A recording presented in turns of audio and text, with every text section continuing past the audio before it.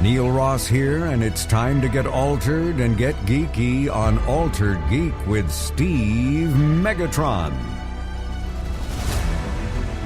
Hello and welcome to Altered Geek, the podcast that's ever evolving and altering your geekdom. We discuss anything from television to film to gaming, streaming technology, and simply put, things we geek out to. I'm your host, Steve Megatron Phillips, as Neil Ross had mentioned in the intro. And as always, thank you for tuning in. You can get a hold of the podcast and interact in the following ways by contacting us on Facebook, Twitter, and the website post. Preferably the website post, but if not, it's at Altered Geek, and myself is at SCP21 on Twitter. So without further ado, we're going to jump right into... We're going to go to Hot Topics of the Net.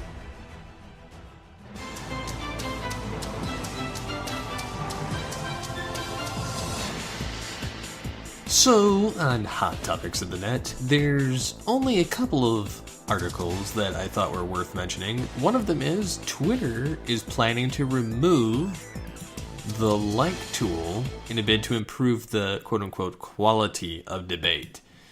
So what does that mean? It means they're going to basically just take the like button away. More or less in how they replaced in 2015 the favorites, a star-shaped button that allowed people to bookmark tweets to read later. Similar usage was the like to show appreciation of people's status updates, pictures and videos, which is why you see the retweet or like does not equal endorsements. But they're suggesting, it's the psychologists are suggesting that they may be causing social media addiction, which is just all kinds of crazy when you think about it.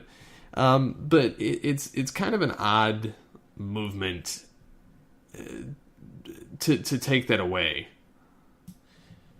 So they're basically saying, though, is that it's created this crave of media addiction to like other people's comments. It says, but it's led to a trend where young people will tweet or share something on Instagram and Facebook, but will delete it if they have not received enough likes shortly after. Which, why?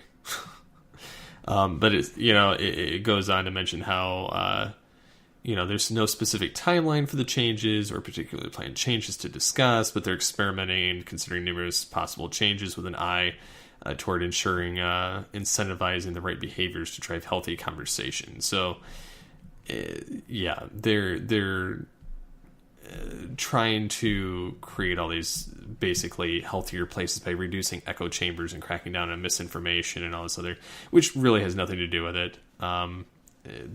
They have hinted that they will be bringing in an option to edit tweets, which is long overdue, and then change the verification process so that a blue tick is no longer a preserve for celebrities and influencers, and it could change how users' follower counts are displayed, which I'm not quite sure what that means, but it's a little strange that they would decide to just take away likes all of a sudden, but we'll see what happens. It's an ever-evolving, changing market on social media.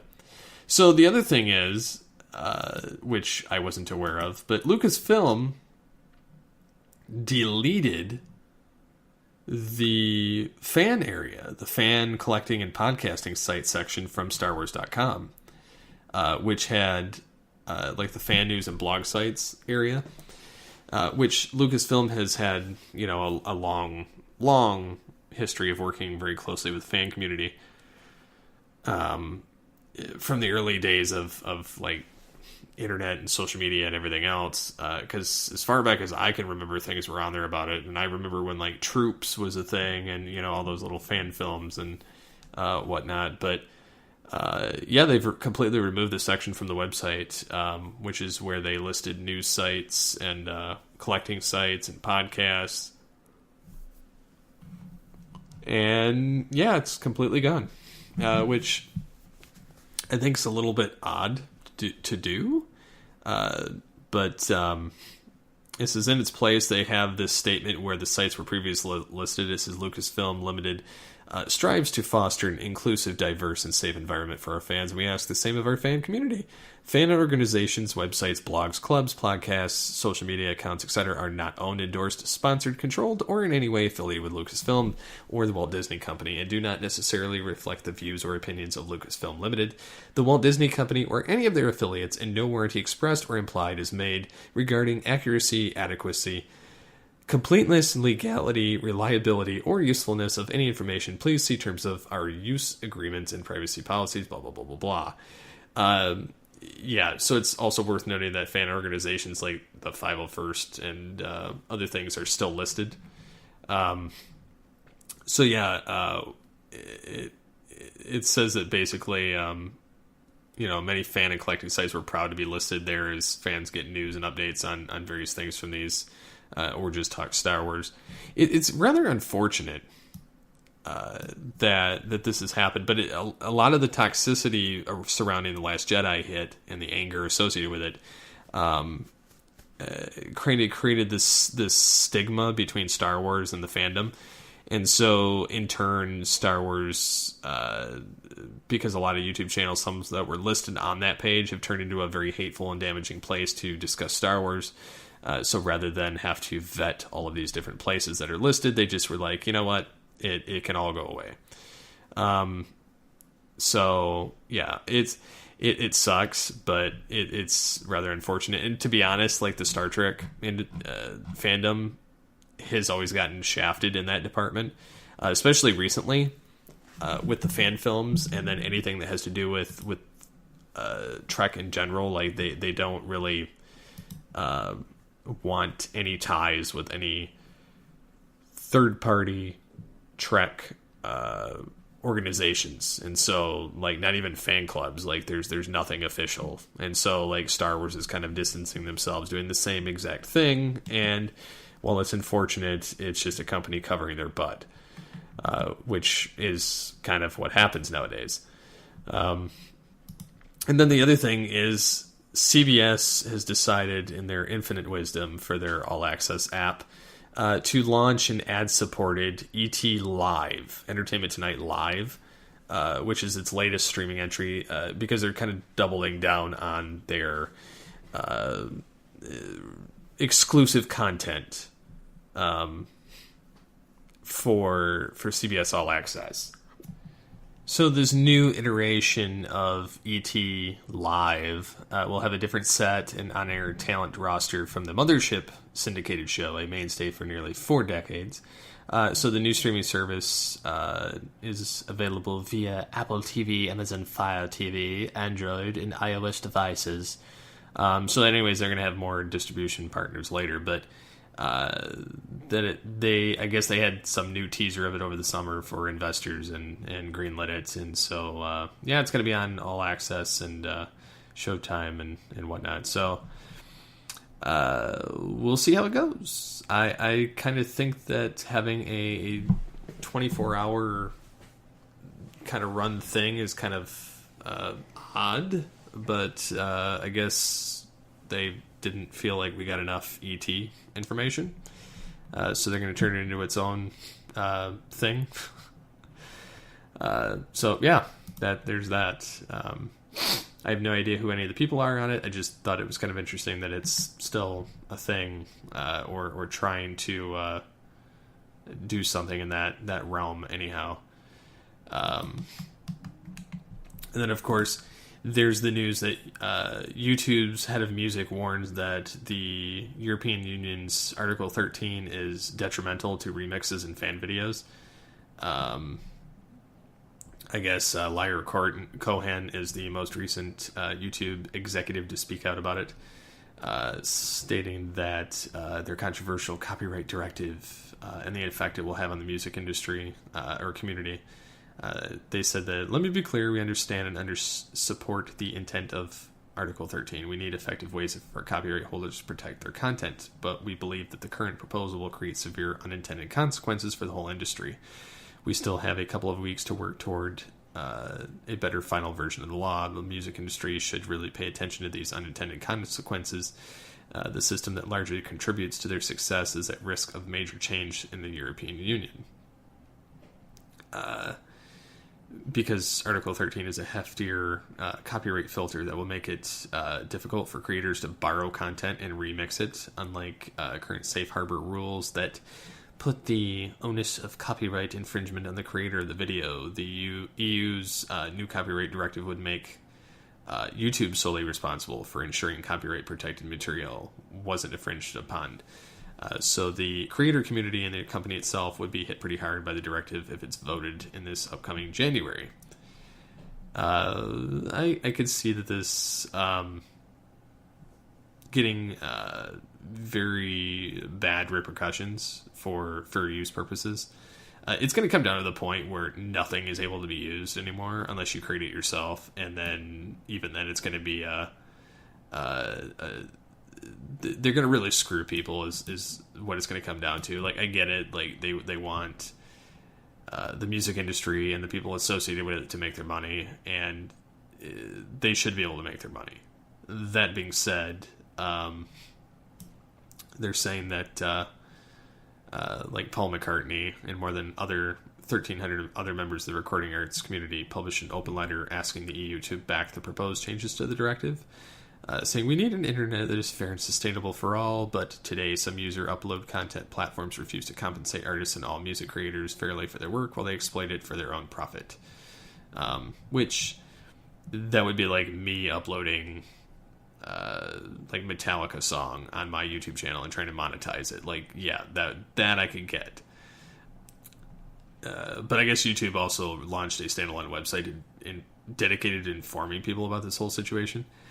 And their Twitter account has also been more aggressive about the directive, tweeting about its possible effect in the creator community. I don't know. I see bad repercussions coming down the trickle-down effect of this whole thing in the near future.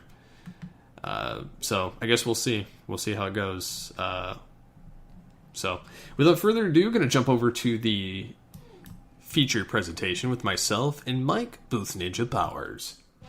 And now our feature presentation.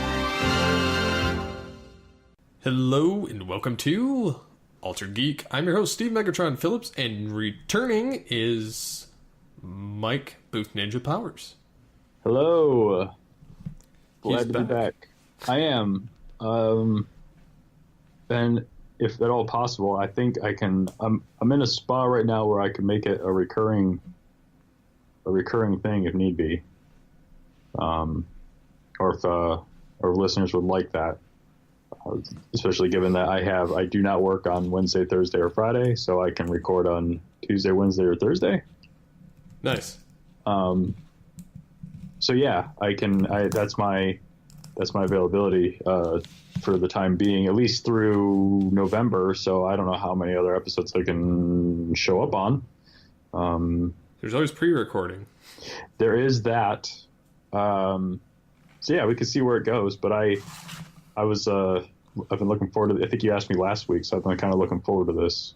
And I'm just glad I finally got to a spot where it's like, yeah, I can actually do this. I can actually, enjoy it and not come home from work and be beat or have to get up in the morning to be able to do it. So yeah, definitely glad to have you back on the show. I've been trying to schedule people with a couple weeks notice, just so that one, I'm not without a co-host, and then two, so that people get ample notice instead of, hey, what are you doing tomorrow? Yeah, which is what I was doing for a little bit.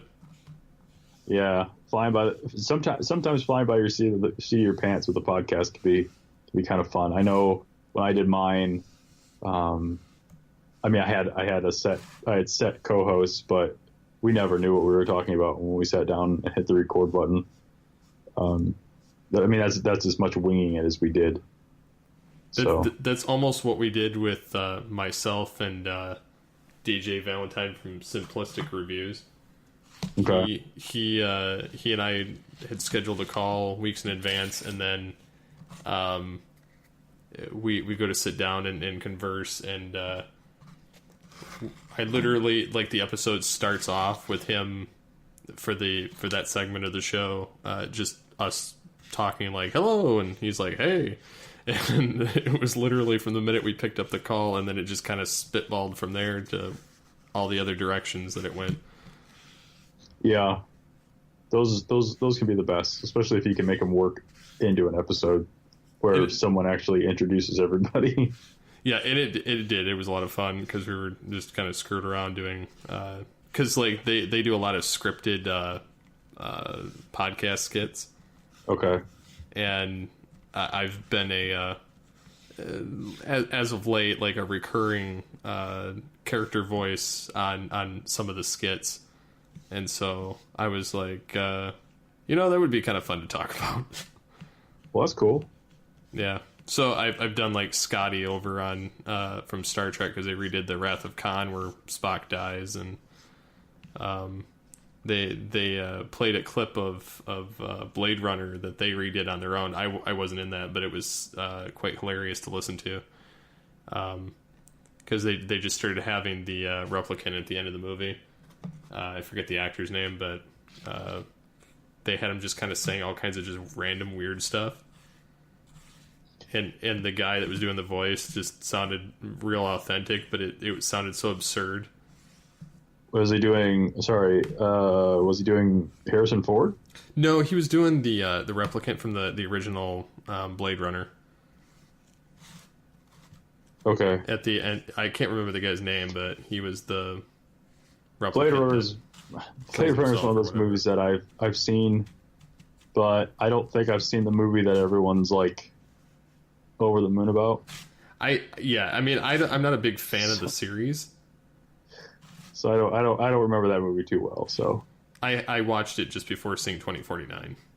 You know what? And so that was, like I said, it's one of those movies I don't think I've seen it, and I've tried to watch it a number of times. I've tried watching all the different versions, and I never made it all the way through the movie until I think it was this past spring.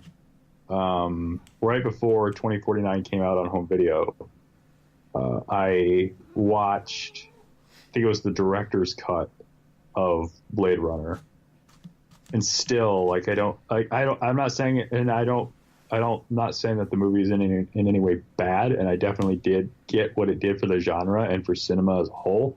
But, like, I still don't feel like I saw the movie that everybody's clamoring over.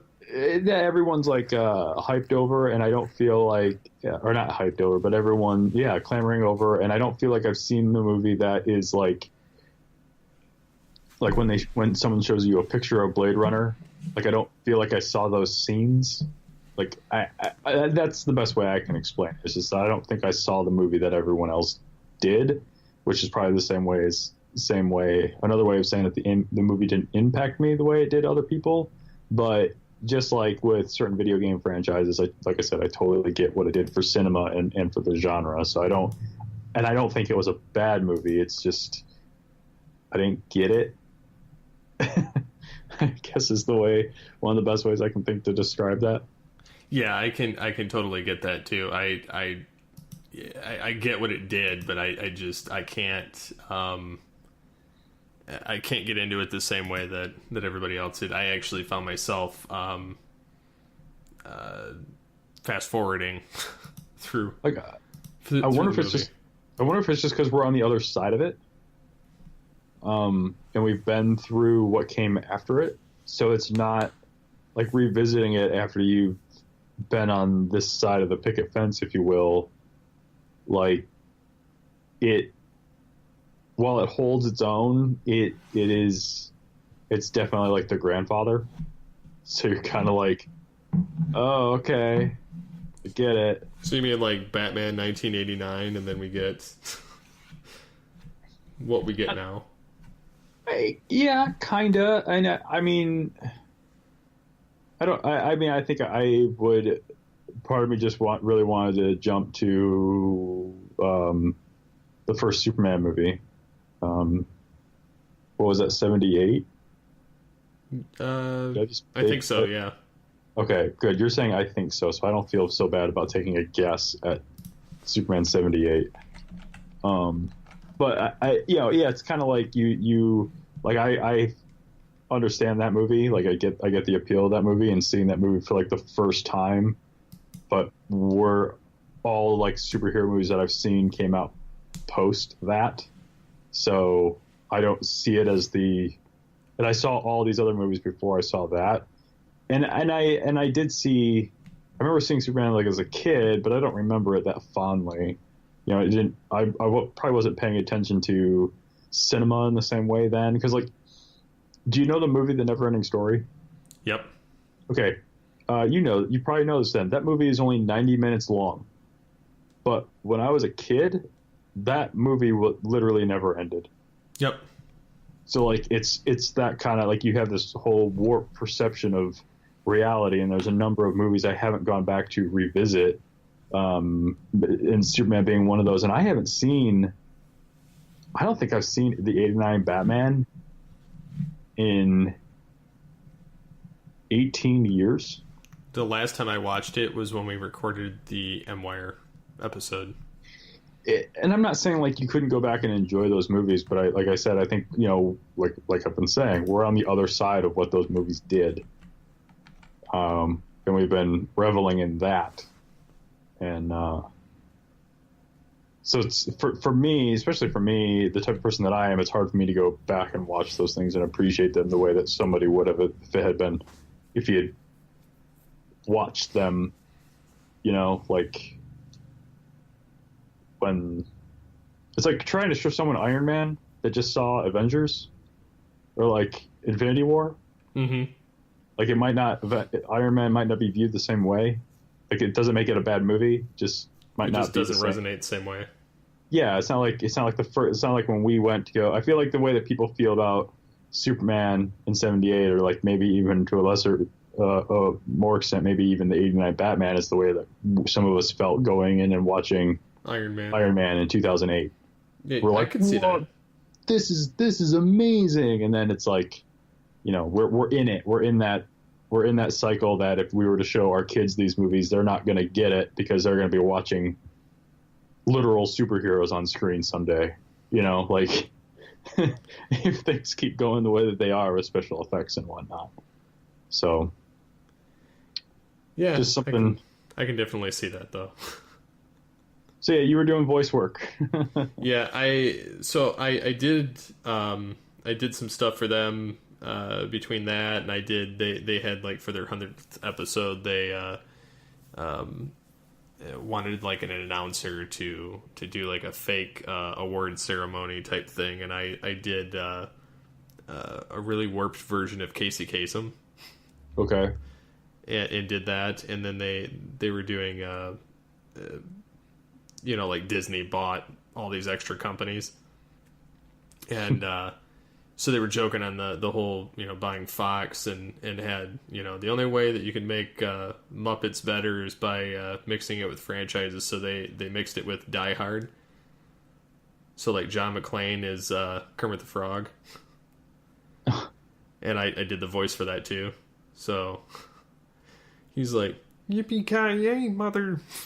You know.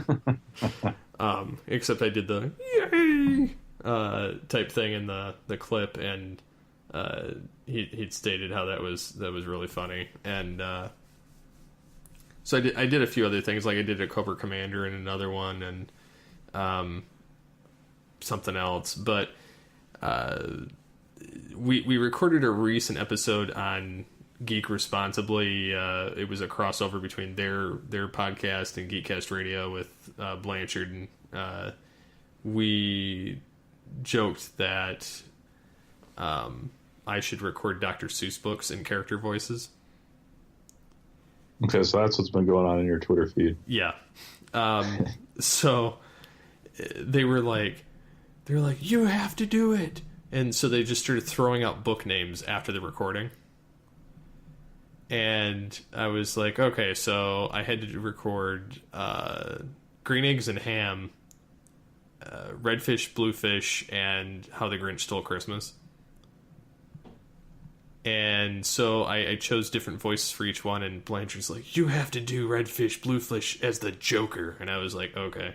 So I did that, and I made the mistake of doing it really early in the morning. and so I'm doing like the Mark Hamill, and I'm doing like the throat ripping voice thing, and I tore up my throat for the rest of the day. So I attempted to record the other clips for the episode, and they sounded horrible. So I had to wait until like Monday to record them all. And I found a time, or no, I think it was Sunday night. Yeah, Sunday night, and so I recorded that and finished it off, and it went a lot better that time. But it was just, yeah, it was a lot of fun, and I think I'll be doing it again for Christmas time. But not sure how it's going to resonate yet. Well, I'm sure it was fun. Yeah.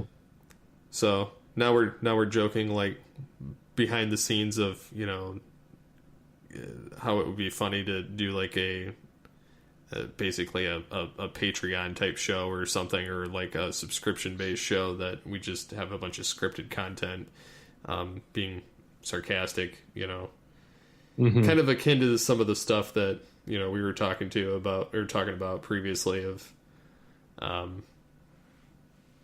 on that same note. So yeah, no, I know what you're talking about. But you know, even if it was just, you know, short 20-minute episodes, just kind of being absurd and all over the place, and the scripting and various characters, and seeing what all impressions I can do. So, well, no, it's nice that you have something that like stretches your talent. I wish I could get back into the creative mindset of something, but right now I'm just kind of coasting through life. It's kind of the same boat here. Yeah, but at least you're like trying to create stuff. I can't even sit down to like try to create anything, and I'm like, I don't know. I was kicking around like a podcast idea with Joe Reed like 2 months ago, and nothing came of that. At least not yet, anyways. Because like I said on the episode 300, and then now like I'm still trying to, you know, work out a schedule where I've got my me time and work, and I'm getting there. I'm getting a lot closer than I've been in a couple of years now. So I'm hoping to be able to do something, because I have a lot of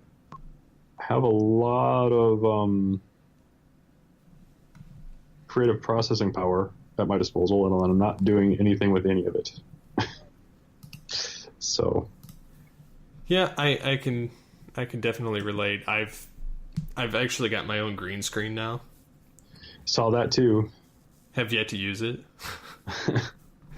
I'm trying to get that new. I keep trying to pull the trigger on that new Blue, the Mini Yeti from Blue. Mm-hmm. Because it just looks cool. And I don't personally need the big one that I used to have, or the one that you have. Yep. I did notice, surprisingly, I'm wondering if the full size Yeti will get an update, but I did notice that the Yeti Mini has the same recording specs as the Yeti Pro, or whatever they call it. Yep.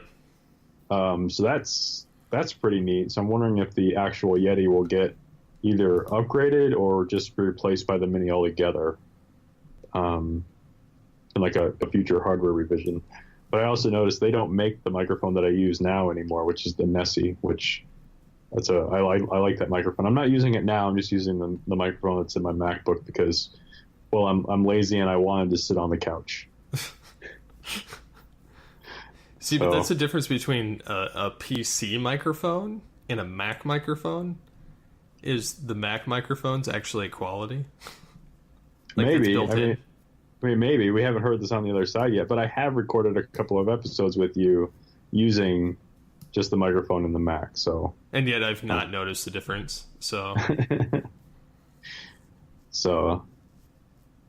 but yeah, I mean, I've kind of looked at that, but I actually want to get like more of a portable microphone that I could plug in or use through my phone, or that's more like compact to carry. Because the Yeti is like, it's a behemoth if you've got to cart it somewhere.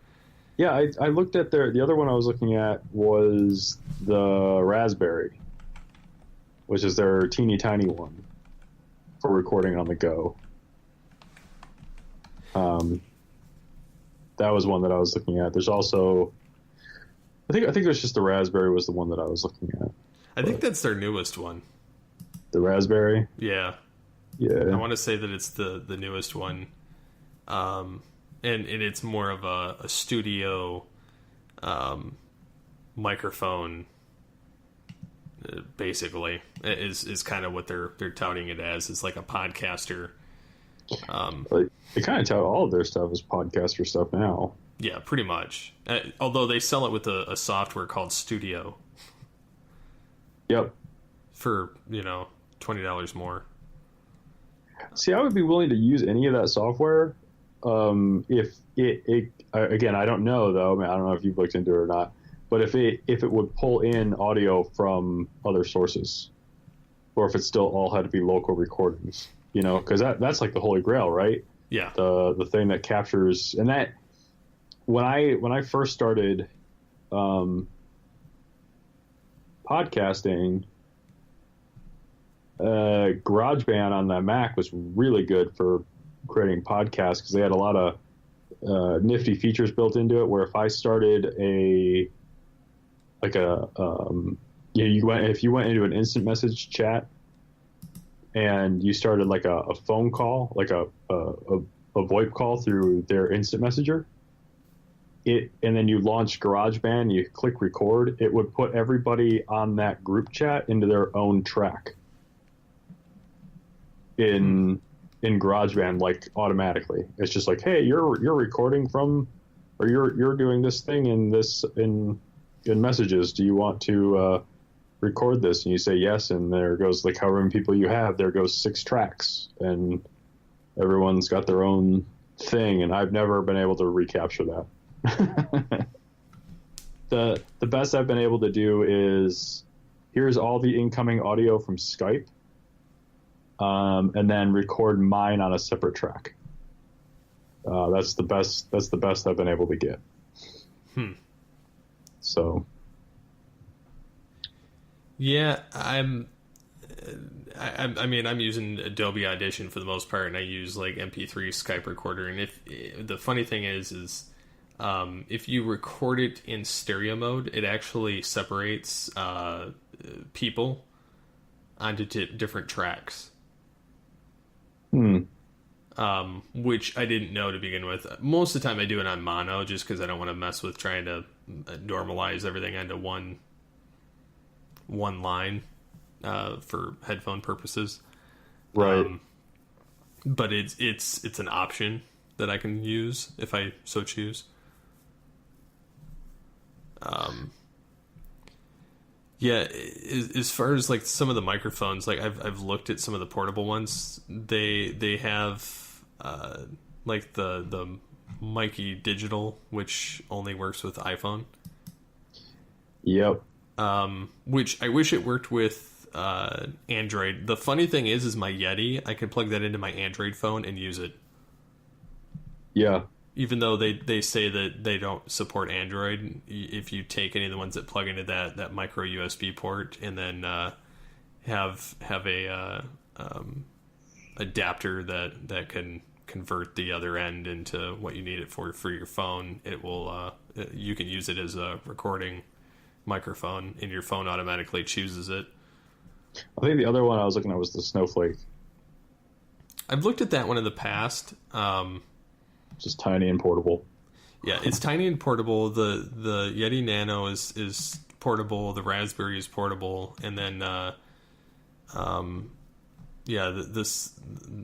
Snowflake. I've thought about it.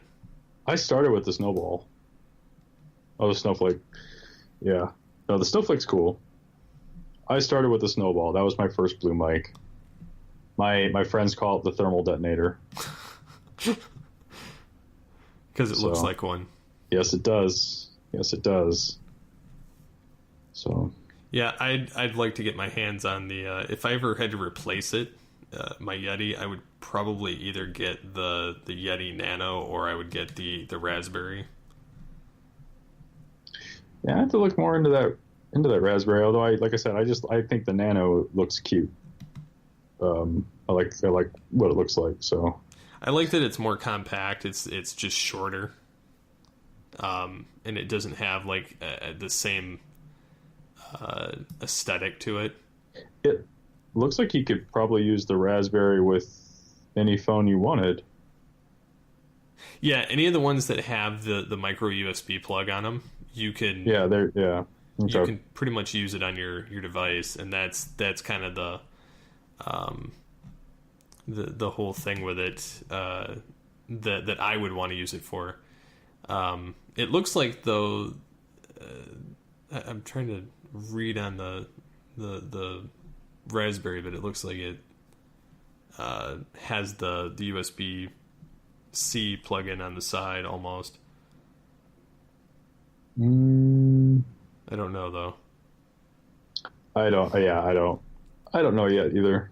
So I'd be interested to do more research on it. I know that it's supposed they're compatible with everything iOS and PC and Mac. They never say for Android, which is funny. They're like, if it works for it, let us know.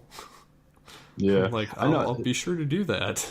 This is what I'm talking about. Like I have all the materials to create like everything, and I don't do anything with it, which I guess it's I just don't do anything with it with any. I told my wife today, maybe we could spin this out into something else here real quick. The Apple unveiled their new lineup for their iPads, and I had this thought for probably about the last year and a half, at least since I bought my last MacBook, that I think I'm pretty much done buying full-fledged computers. I have a high-end MacBook from 2012, and I have a high-end MacBook from 2016, and I don't do anything with them except for order pizza. Like we get it out, we get it out every Sunday, and we order pizza, and then it goes back in the entertainment center, and it's like I could do this from my iPad, or an iPad. Like, and if the iPads that they've announced today are close to as powerful as they make them out to be, which they're not going to be more powerful than my MacBook Pro. I know that, or like probably not even my 2012 MacBook. But if they're as versatile as they seem to be, which they've been going that way, I don't see any reason for it to not be true. Like I just don't see myself buying another Mac, like a full-fledged Mac. Like it's all going to be iOS devices from here on out, and I cannot get past that. I don't know if you've seen it yet, but I can't get past the all-screen display, where it's just the display, because they went with the edge-to-edge display. Mm-hmm. Because they got rid of the home button, and it doesn't have a notch. Thank God it doesn't have a notch. Because that would just be dumb on an iPad. But in my opinion, and I saw this somewhere else too, I think it's like the purest realization of what the iPad was supposed to be from the beginning. Just like I think the new Apple Watch that I got is also the same. It's what the Apple Watch was always meant to be. And even now, after having, I didn't talk about it on the last episode I was on. I had it, but I didn't want to derail the conversation. Like I have the iPhone XS Max, which, name aside being dumb, I actually am quite happy with the phone. I know last October when Apple unveiled the iPhone 10, I was on another podcast with you, and I was blasting them for its design and whatnot. And I still stand by what I said. I still think that if Steve Jobs was alive, the notch would not be a thing. But it is. But like a lot of people said at the time, it goes away. Like it stops being something that you notice when you use it, because that area of the phone is pretty much dead space anyways. It's where they put your carrier logos and your Wi-Fi signal and your cell signal. So it's not, you're not missing out on anything. You don't notice it unless you tip it sideways and you're watching video or something. But I don't watch video on my phone. and I don't play games on my phone either. Like, I don't use a smartphone the way that most of the population uses a smartphone. But that said, there's a number of things that I do like about it. I think my favorite thing though is the FaceTime for unlocking the phone. So I don't like using things when they get in my way. And the example I'm going to use here to explain this is like security and privacy. All right. So on the first iPhone, on every iPhone, you've always been able to put in like a passcode, or like on an Android, you can do that little like finger swipe through the dots. Yep. To unlock your phone, like that way. Like that stuff to me has always been super inconvenient. And even like a 4-digit PIN on an iPhone was super inconvenient. So I never used any of that stuff. So from like any iPhone I had, from the first one all the way through like the iPhone 5, I never had a password on it. Like anybody could have picked up my phone and gotten into it and gotten into all my stuff. And because the security got in my way, right? Like I want to get in my device. I want to use it. I don't want to have to unlock it every single time. I'm in the same boat. I don't like to have to wait on the device or punching in a code, so I always leave it unlocked. Yeah. So with the iPhone 5S, they put the Touch ID in there, which is the fingerprint reader, and as soon as I got that phone and I set up my fingerprint, I put in a 6-digit passcode, because that 6-digit makes it more secure than 4 digits. But I did that because I don't have to put in my PIN. I just have to touch my phone. And it unlocks for me. And so like this past summer, my wife and I were making a trip back home. This is before we got the new phones. And I was sitting in the car, and she was driving, and I was doing some stuff, and I had to like log into like different websites, and like you go to log into the website, and it says, do you want to use the password that's stored in your phone? You say yes, and then it's like, okay, put your fingerprint on the thing to say that it's you. And it's like, I looked at it, I said, this is really annoying. Like, it's a really cool feature, but it was really annoying, right? And so I was like, I can't wait till I have Face ID, because I won't have to actually click anything. It'll just see that it's me, and it'll go. Which it does, in fact, do that, and that's awesome. But the other neat thing that I really liked about Face ID, because again, it's security and privacy that doesn't get in my way. Yep. You have the ability to, Android does this too, and iOS does this. You can set it so like when you receive a text message, all the notification says is who it's from, not what the message is, right? Well, I always thought that was a really cool feature, but I never enabled it because I didn't want to have to unlock my phone to see what messages were being sent to me, right? To be able to read them from the notification thing. So if you picked up my phone when it had Touch ID, you'd be able to read any notifications I had gotten, but you wouldn't be able to unlock my phone. So we're halfway there, right? I'm secure, but I'm not private. Well, with the new one, with the Face ID, the nice thing is that feature where you can't see what the message is on by default. Okay. Except when I pick up the phone and I wake up the screen and it sees that it's me, it opens up the notification to show me the message. It's a hidden message that just says who it's from, and then when it sees that it's me, it shows me the entire message. And I just like it. I like that stuff when it gets out of my way, and there's just a couple of examples of how it gets out of my way using the device, so the more they make it so it's more convenient for me to use like their privacy features, that's great. But yeah, I think, I'm done with full-fledged computers, and I'm definitely know I'm going to end up with a new iPad here. Because I told my wife, I said, if they go edge to edge with that display, or as close as they can get, and they go, like they put Face ID on it, I can't I can't not get one. It looks too cool. And that's what I've always liked about Apple. So yeah, I'm still waiting as far as the phone thing, just until I can either checking the prices on Black Friday or even waiting until tax return time. I'm just kind of waiting to see where the prices go, and some of the I'm really heavily leaning towards the Pixel 2 XL. mm-hmm.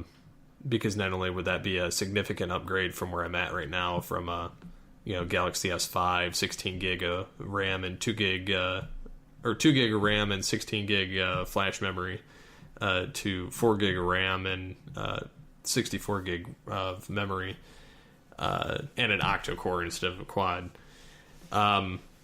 But I'm just kind of waiting for the price to go down on it more before I pull the trigger on that. And my phone's, for all intents and purposes, working fine. Other than key moments where it starts lagging really bad or will hang up. Not like hang up on a call, but just kind of hang up and freeze. And I did some roto-rooting in the system, cleaning it out. But it's still not, because it's all filled with bloatware garbage and Samsung's junk version of Android. So, Mm-hmm. And I've looked at the reviews too. What's funny is the S9 doesn't even have as good of a review as like the S8. There's like I guess some issues with the S9 compared to the S8. I guess the S8 was like a better overall phone, and some of the features are actually worse on the S9 compared to the S8, which was kind of interesting to look at. I don't really recall what they were at the moment, but it kind of turned me off to the S9 anyway, and I would rather get like the new Pixel 3 that's out, but being that the Pixel 2 is going to go down in price faster, I'll probably jump ship to that. I have a friend that has the Pixel 2. I like the Pixel 2. If I was an Android guy, I'd go with the Pixel phone. Like when I tried out Android devices in the past, I always used Nexus devices because the Nexus phones that was the name, the branding for, this is a pure Google phone. It's a Nexus phone. Like Samsung made one. I think HTC made one for them. Motorola made a couple for them, I think. But the Pixels, I think, are made by LG and HTC. Interesting. Yeah, depending on which one you get, I think the big one is made by LG. I can't remember who the little one is made by, but it's the same idea, but they changed the name from Nexus to Pixel. Huh. And then it's I guess like Google also has more, but it's not like in the past it would be, I think what happened was, I think when Samsung made it, they used it. So you remember the Galaxy S from Samsung? I don't remember the first one now. Okay, so there was the Galaxy, and then there was the Galaxy S, and then Google got involved and they made the Galaxy Nexus S, which was a Galaxy phone. It was a Galaxy S, but it was purebred Google from top to bottom. But so it was basically, but it was the same design as a Nexus or a Galaxy S phone. I think the Pixel stuff is like, they're designed by Google, but they're built by LG or HTC. Yeah, I didn't know that they did that.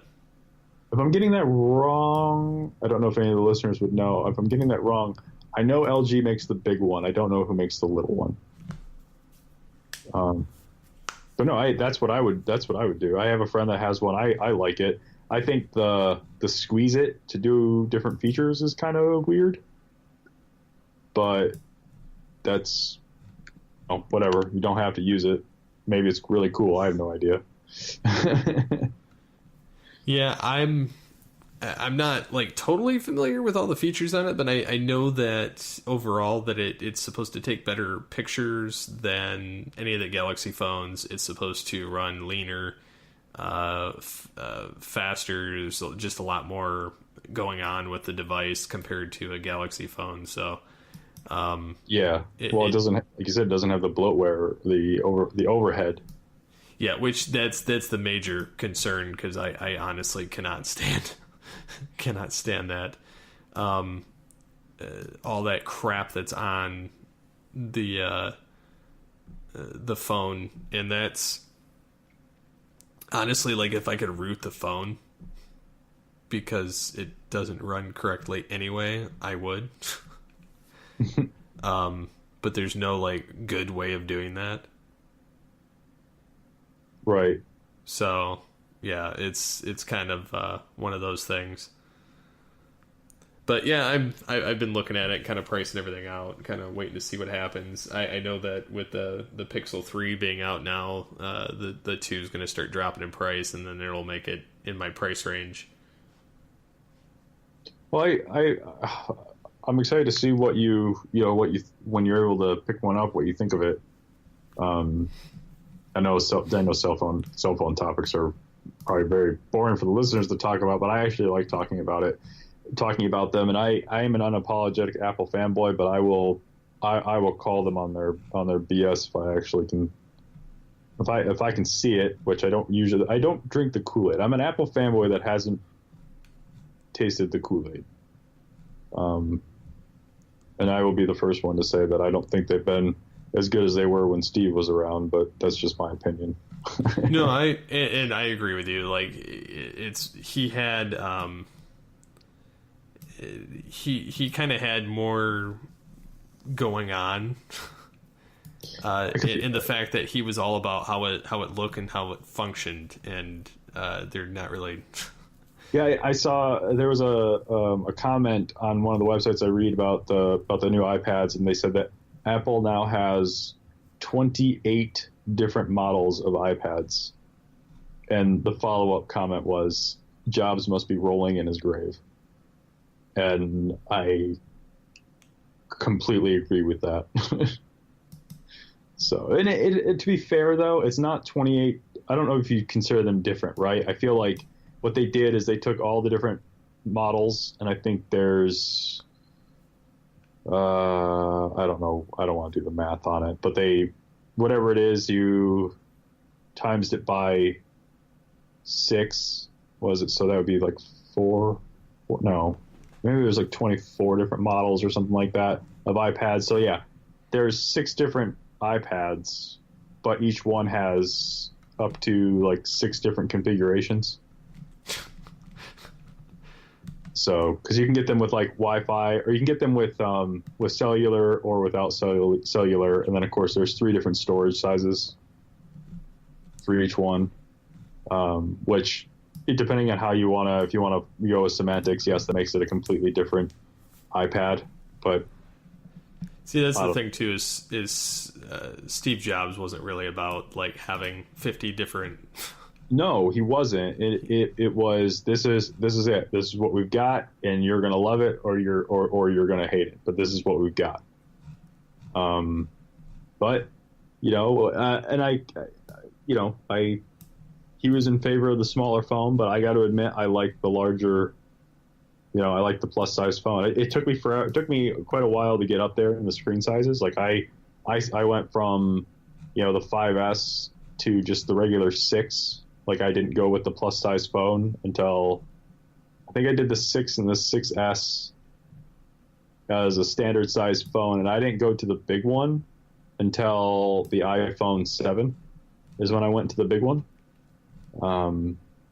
But I held out as long as I could because I felt like the smaller ones were more true to what Jobs wanted. But when they started putting features that you could only get in the larger one and not the smaller one, I was like, well, I don't want to have the dumbed down version of the iPhone. So yeah, I could get that. All right. Should we talk DC Universe? Oh boy. I myself have not tried it, more so because I don't want to have to. I don't want to pony up the money. So Well, you get a week. You get a week to try it. Oh, they have a free trial, or do you have to pay all at once? No, they have a free trial. They have a 7-day free trial. Because let me tell, I will. Well, I don't know if I want to share my story, if we want to share the listener's story first. We can go with his story first. Yeah, since his is a little more positive than mine. So, Scanner51 says, "Hey guys, just wanted to say that I love the new layout of the show, love the longer episodes, but I'm sure you already knew I would." He says, and then he's talking about Halloween. He says, "I'm over a month into the DC app and enjoying it. I've read over $75 worth of comics and am trying to rewatch both the original Teen Titans and Young Justice, but I want to talk about Titans. I wonder how many listeners are watching it." He says, "We are 3 episodes in, and I am ready to say this is my favorite DC show. First off, this is not for everyone. Don't like dark DC, don't watch it. The best part is that the show was shot as a movie, so episodes at times just end. He loves Robin's portrayal, not wanting to be Batman, but finding himself turning into him at times, and then how Hawk and Dove were changed. And then he says the costumes on the show are great. They're doing a great job at setting up characters. And he says, I guess I'll be the de facto Titans person for the show." So,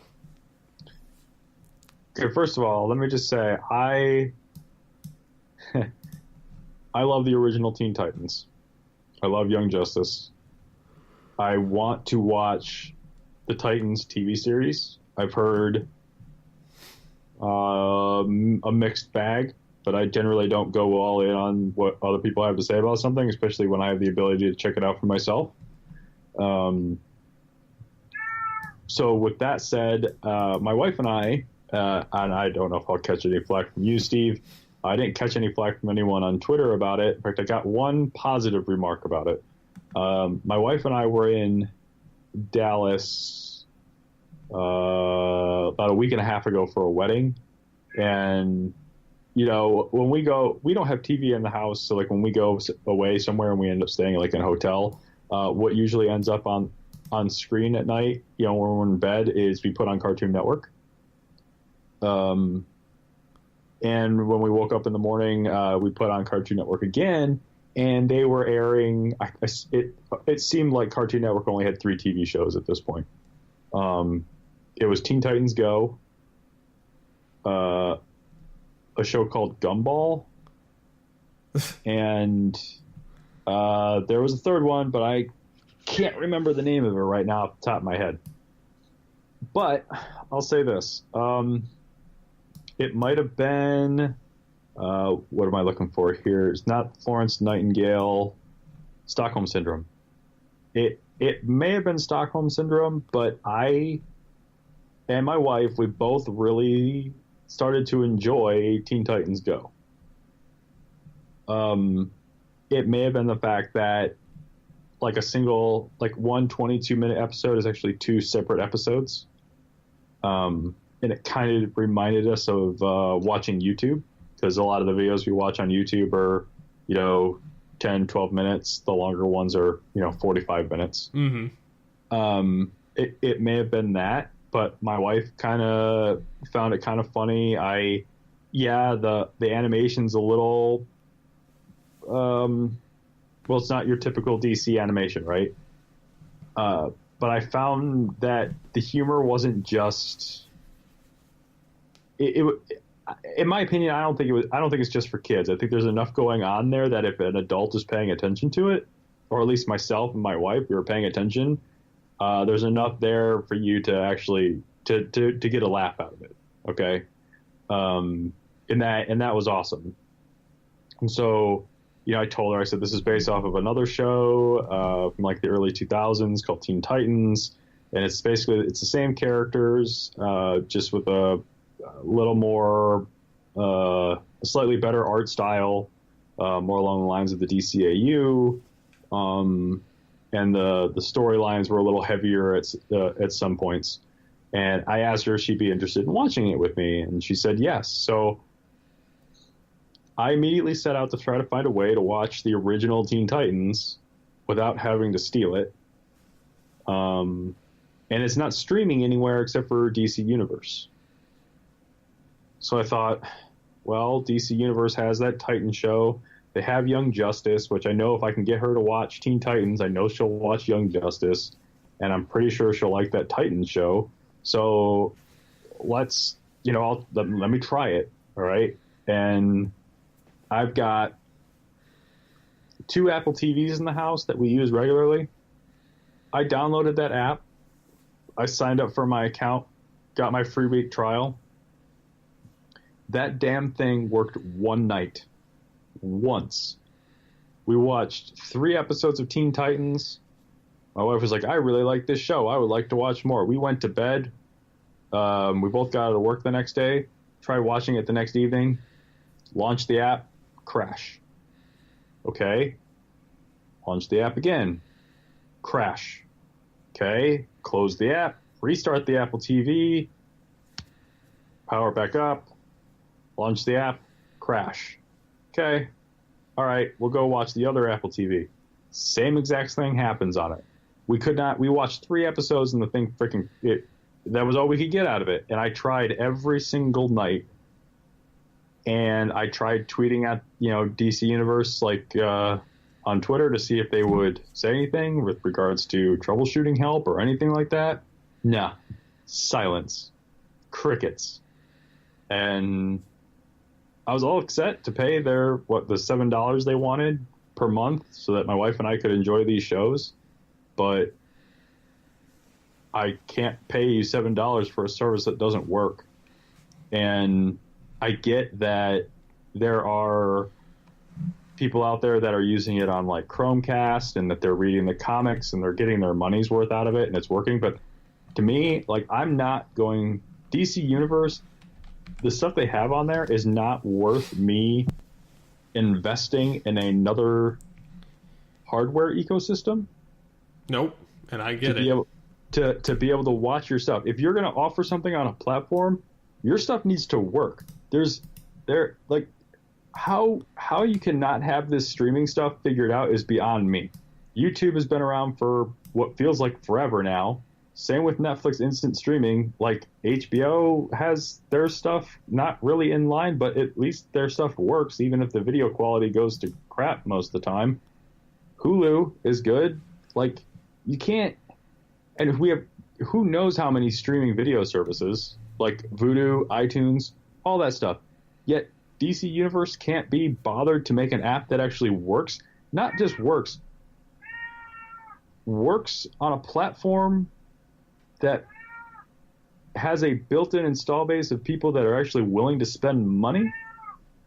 I don't say that in a condescending way, but it's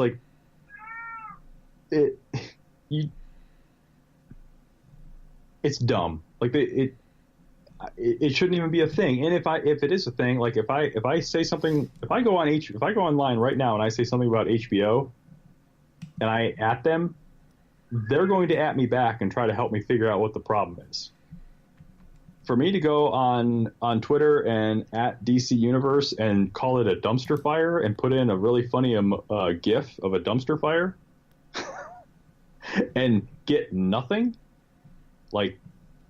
that's poor customer service right there. Mm-hmm.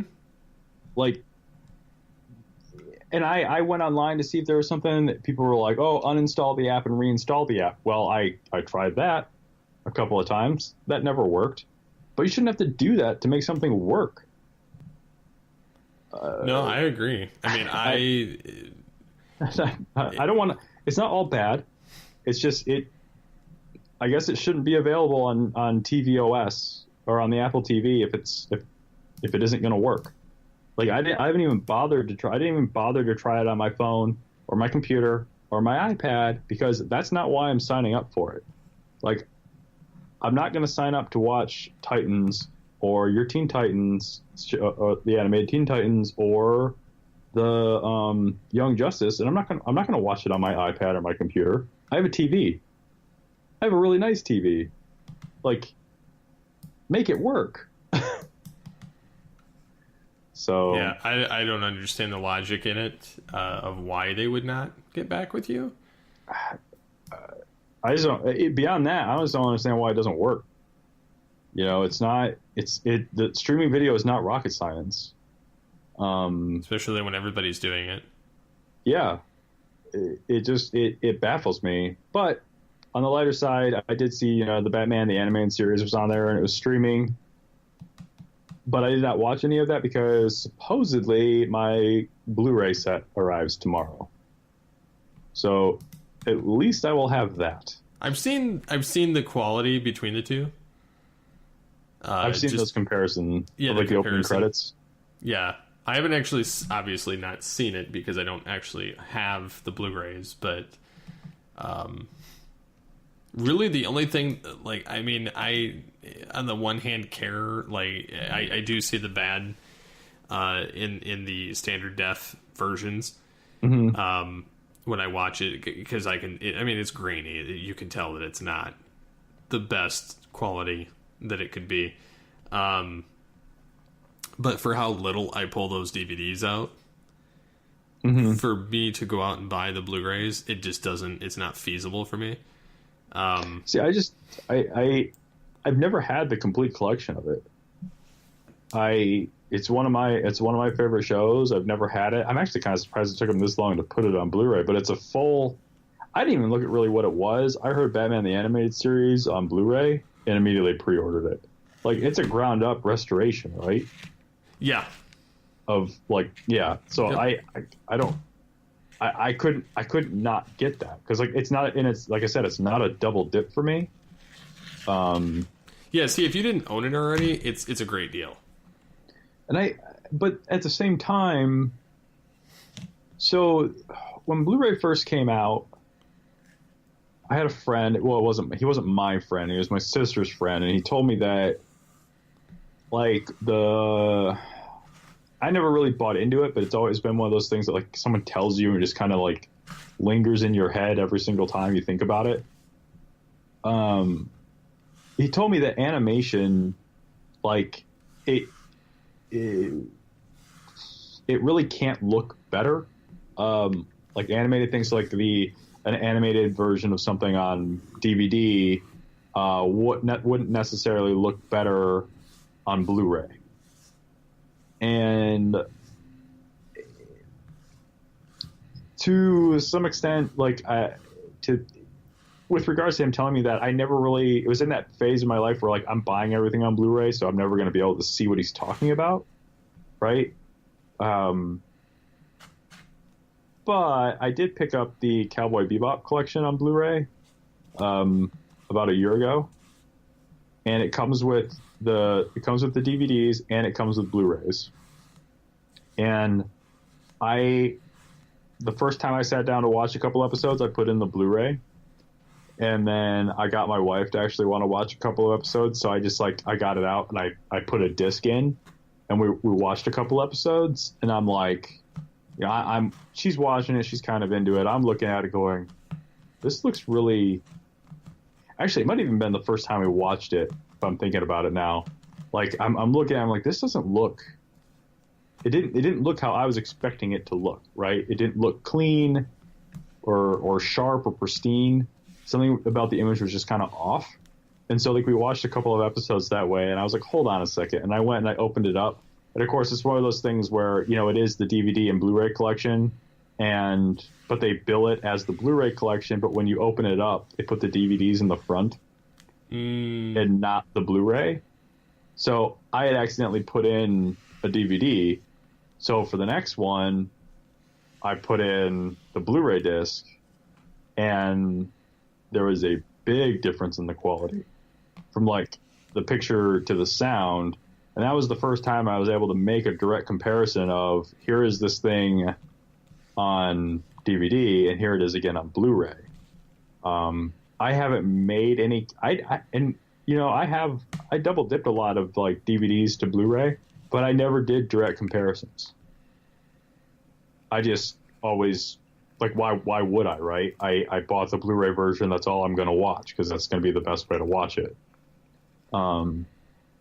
So I think if I had seen that and having had that experience, if I had Batman, I probably would have double dipped for the Blu-ray version. You know, like, just because I am a fan of that series. I probably would, and especially since they did that ground up restoration. It shows it. Like I watched the comparison video, and the standard def version that's not restored definitely looks like my DVDs. Because that was made still back when they were basically hand drawing everything in film, yep. Right? Like, yep. Yeah, so that would look, the detail is there for HD to be able to bring that stuff out. But so we get that tomorrow, hopefully. So that will scratch that I want to watch Teen Titans itch, and I'll just have to find some other way to watch Teen Titans because right now we're watching Teen Titans Go. We started watching it from the beginning because it's on Hulu. Mm-hmm. And we're still enjoying it. It's still funny. And like I said, the episodes, it's 2 10-minute episodes put back to back. The only thing that's weird is there's no commercial breaks. So it's really jarring when an episode ends because the next episode literally starts right up. Like it almost looks like a scene change, but like everything's been reset. That's weird. And then it's pretty jarring. And then it goes for like 30 to 40 seconds, and then the title of the new episode will show up at the bottom of the screen with the written by and directed by. But they don't go back to the whole like theme song. It's just there was definitely supposed to be a commercial, and then the new episode was supposed to start, but there's no commercial, so it's just 2 episodes butted right up next to each other. So we've been making our way through that because we can't watch Teen Titans, and I'm not. I mean, maybe I'll give it a little while because I know it's like a brand new service. Maybe I'll wait until Titans is finished, and I'll sign up with a different email address and see if their service has gotten any better. But like I said, I don't doubt that people have gotten their money's worth out of it. I know there's a whole comic part of it, but I don't care for DC Comics. I never have. I've read the Batman books that everyone said I should read, and I don't. They're all really great until like the last 5 pages, and then they all fall apart.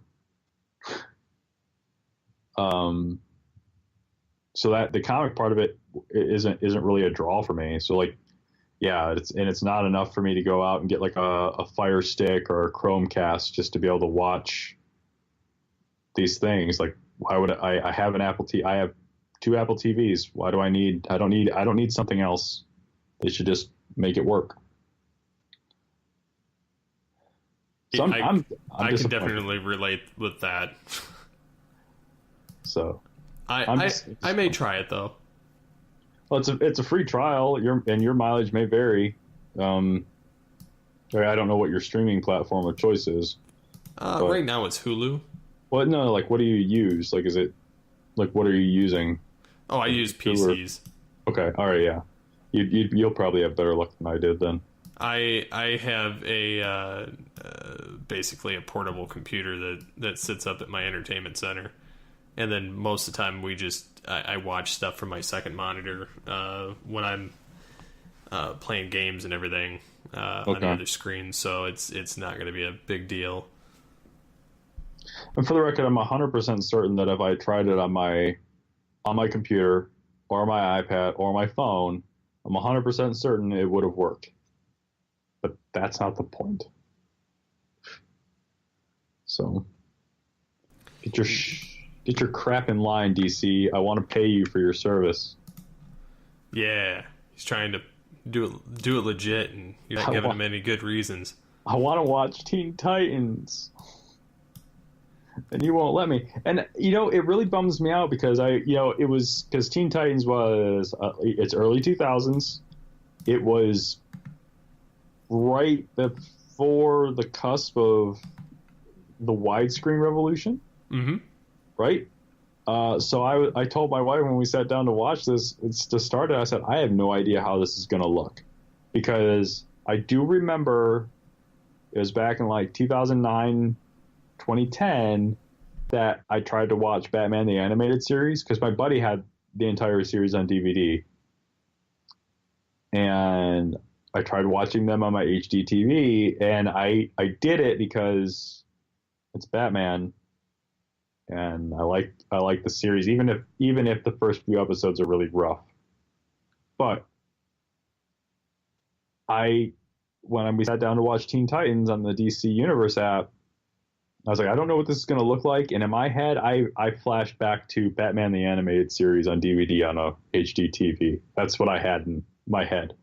But to my surprise, it was widescreen. It didn't look like it was cropped to fill the screen or stretched. You could definitely tell it wasn't 1080p.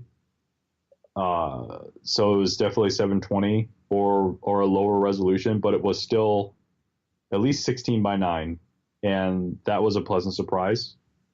So you put the right content up, DC.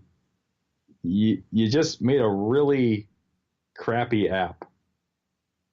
So, well, maybe AT&T will straighten it out for him since they own Warner Brothers now. Yeah, we'll see.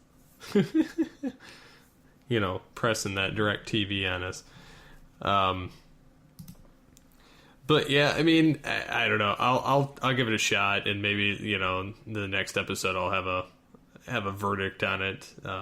I honestly don't care to watch the dark DC stuff, so if I get it, it's purely for the point of seeing how the rest of it works. I'm not. Well, one, I'm not a fan of how their release schedule is for the shows. I don't like the drip feed. I don't like the drip feed. I just give it to me all at once, or just don't. I don't know, because there's no enticement for me to stick with it, even though they're doing the drip feed. Like I would, I may even wait until after the shows have fully aired to do the all at once. Yep, and like I said, that's what I'll probably sign up with a different email address to get the free trial again, to be able to try it. And if at that time, if it's actually stable and I'm actually able to watch all of the Titans show, then maybe I'll sign up and my wife and I will try to watch Teen Titans. It's just, and it was weird because I browsed around a little bit on there. There isn't, besides the comics, all the stuff you can watch, I feel like all the stuff that you could watch on there, any DC fan is already going to own. Pretty much. In a better version than what you can show them. So I was going there to watch something I didn't have access to. So it's really weird. It's aside from the comics, it's almost who's this for? And I think the same argument could be made for, I think we kind of made the same argument with the Disney streaming service, because people are talking about how Disney doesn't have the rights to the Star Wars movies. But it's any Star Wars fan is already going to own those movies. They're not coming there because all of a sudden they get to stream Star Wars. They're coming there to get what they can't get, which, is going to be the Star Wars TV show. Pretty much. But, now, correct me if I'm wrong. I had this thought the other day. I know Netflix has the streaming rights to Rogue One and Last Jedi and Force Awakens. Okay. And I know that TNT, is it TNT or TBS that has the... It's the same entity. Okay. They have the TV rights locked up for those movies? They have it locked up for all of the Star Wars movies before the Force Awakens. Now, is that just TV? Does TNT and TBS, do they have a streaming service? Not to my knowledge. See, and therein lies this thought that I had a couple weeks ago. It's okay, so TNT, TBS, they have the rights to air them on TV, but do they have the streaming rights to these? You know, it's like if they don't have the streaming rights, then Disney doesn't care. Like if Disney, Lucasfilm, whatever, still has the streaming rights to those 6 Star Wars movies, they don't care if TNT and TBS has those for putting them on TV. Like that, and I think that's why they're really not making, like, I mean, we don't know what they have, so that's probably, you know, but I have a feeling that I haven't seen anywhere that says that TBS and TNT has the streaming rights to those movies. So I don't think Disney cares. I don't think they're worried about it. I don't think they're worried about it either. I don't think they honestly care. I mean, even if they did have the streaming rights, I still don't think they'd be worried about it. So, which I don't know. Real quick sidebar tangent on this whole thing. I saw Mike post about it, and I think we could just talk about it here real quick. I don't even want to get really that into it, but they finally announced the lineup for the PlayStation Classic. What do you think? No, I can't. When they announced the PlayStation Classic and they wanted you to pre-order one without even knowing what games were going to be on there, That's a red flag. Yeah, I was skeptical from the get-go, and then they announced the final list, and I looked through it. There's some stuff that I actually like on there. Like I'm a legit fan of Cool Borders 2, but I also know that I could go to any used video game shop and buy a copy of Cool Borders 2 for like $2 and put it in any one of my PlayStations with the exception of the PlayStation 4 and still play it. Like, I don't like. For anyone that doesn't know this, of course, obviously there's the original PlayStation, the PlayStation 2, and the PlayStation 3 will play PlayStation 1 games. All of them. And I know people are probably going to be like, but the PlayStation 3 doesn't have backwards compatibility. It will play PlayStation 1 games. It does not have the ability to play PlayStation 2 games.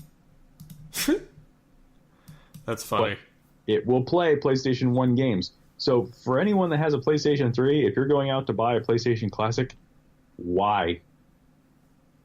Like, maybe it's because I don't think there's any memorable. Let me figure out how I want to phrase this. I don't think there are any memorable PlayStation games that haven't been done better. Redone. That haven't been redone or repackaged for the better on later PlayStation systems. And I think Joe said this the right way. I think on Facebook, and I have this thought too about a lot of things from that time period. Like, graphics are only as good as they were at that time, and if you strive for like realistic graphics, your games age poorly.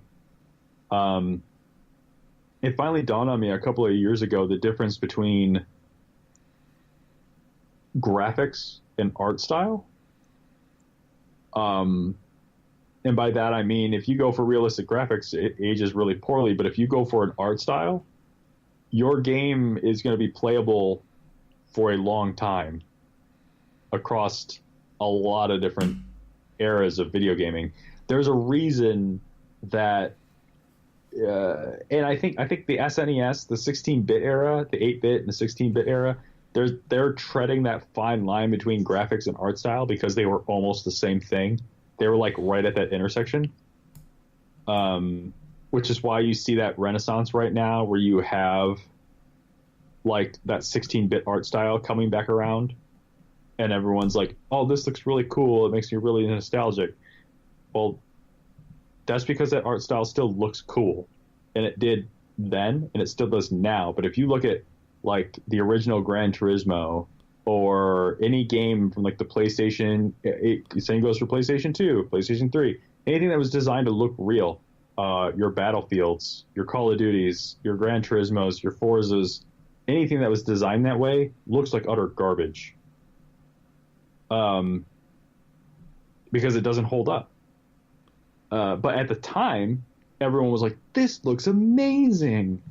It goes back to the kind of like what we talked about at the beginning of this episode with like movies. When you're there and you're in it, it's like the most amazing thing ever. But if you look at it now, it probably looks like trash. It's like, so all the HD remakes that are being made for like the consoles, you got your Crash Bandicoots, you got your Spyros, and they remade one of my favorite games, which is Burnout Paradise. Like, I feel like those games, the remakes of those games, a good HD remake makes the game look like it always looked to you. You know what I'm saying? Mm-hmm. Like you're sitting down, you're playing it when the game first came out like 10 years ago. You're like, this looks amazing. And then you pick up the HD remake and you're like, yeah, this looks exactly how I remember it. But if you look at them side by side, you would probably want to scratch your eyes out and figure out why the hell you like that in the first place. Because things evolve, things come a long way. And I don't think the PlayStation has anything that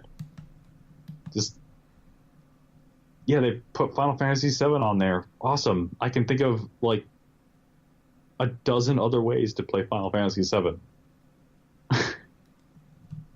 Yeah, I have no ambition to pick this up, only because like none of the games that are on this resonated with me. Like I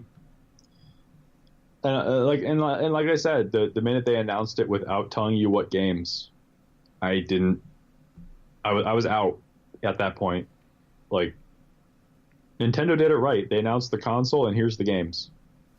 Not, here's the console, pre-order. I don't even know who does that even help? Like, if you go in and like pre-ordering helps nothing. Like, this dawned on me the other day because I'm toying, like, I'm like, I want to pre-order something because like if I pre-order it right, I get it sent to my house on the day it comes out and I don't have to worry about it. But like, or I can go to the store and pick it up and I'm guaranteed to have my copy. But I also know that in this day and age, I can walk into a store the day something comes out and buy it. I mean, within reason, as long as it's like a video game or a movie, I can pretty much go into a store and buy it without having to pre-order it.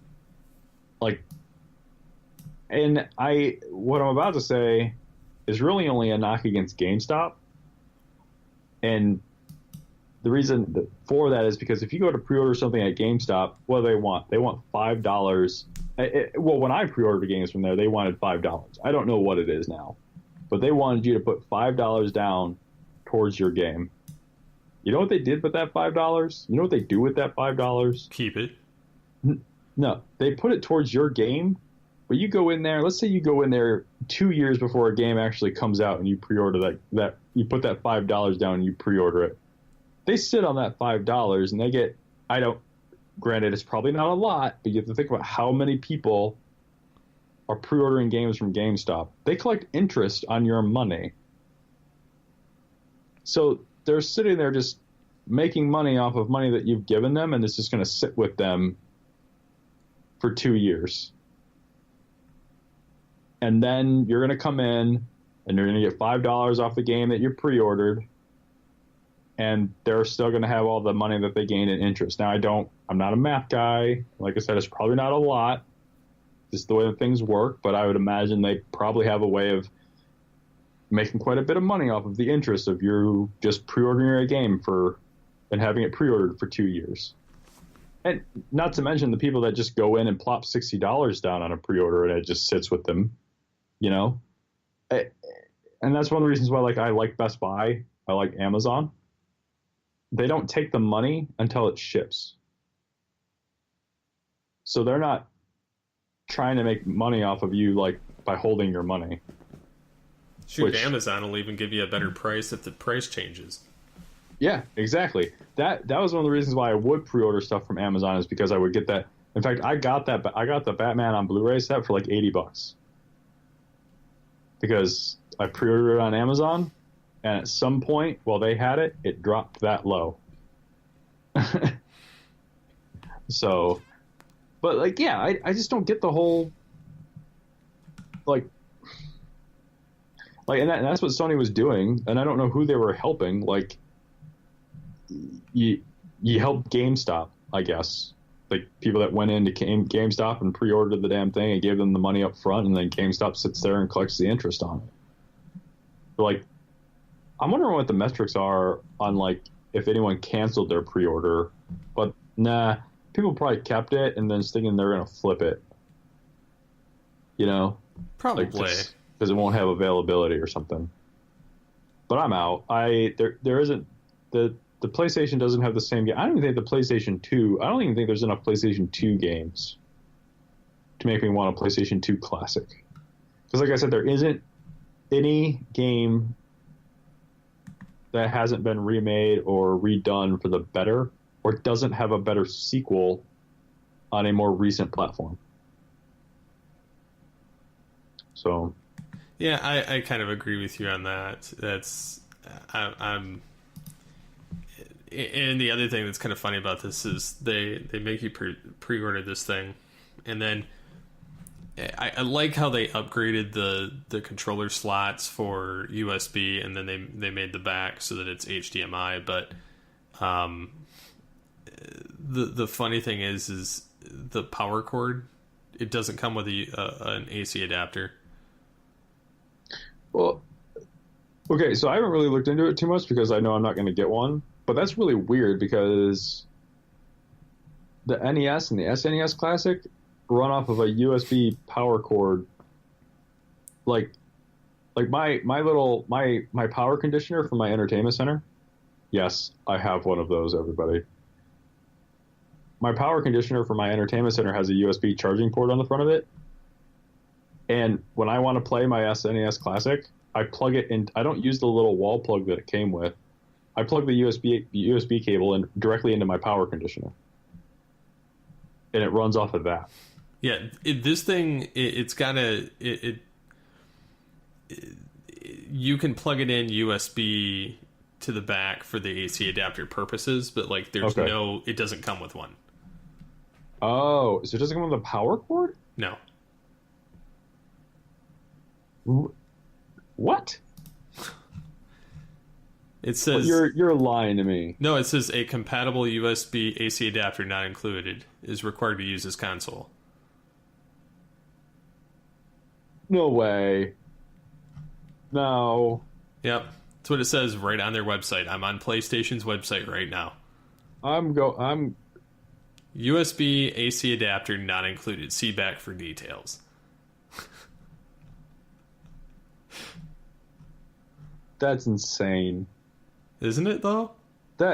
It comes with an HDMI cable to connect to your TV. But heaven forbid they give you power. How would you? Why?